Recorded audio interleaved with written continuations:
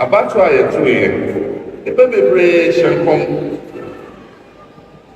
A bit more dear. You're too abandoned. Uncle, baby, I'm going to say that. I'm so, you may manage the opposite.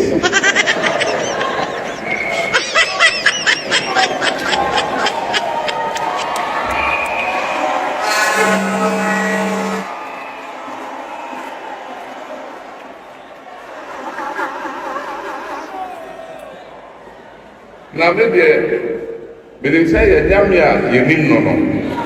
No, Pesa or Yamo, and Noah and Obey. Kasongo, Nobody Nanga. Kasongo, Bonawe, Songa Libala. Oh, yeah. Enti, Sampasa, we are dear Trewa. I just said a fee on one over. Now, in Tias, say, Obesa done in the opposite. And so, soon, home near my dear. And said, Yamini Pam, only yesterday. A reason for you need a near intimidating. And then the men also made down a while.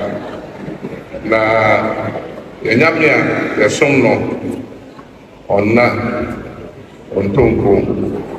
Baby, all tears. Na meaning say, at this one or their swine, Obama, I want there a bit in the Thank you for watching. Kindly consider subscribing to my channel, hit the like button, share, drop a comment, and hit the notification bell so you could be notified anytime we post a new video. Also consider following me on other social media platforms with the same handle, BluntGhana. We hope you will do that. Thank you.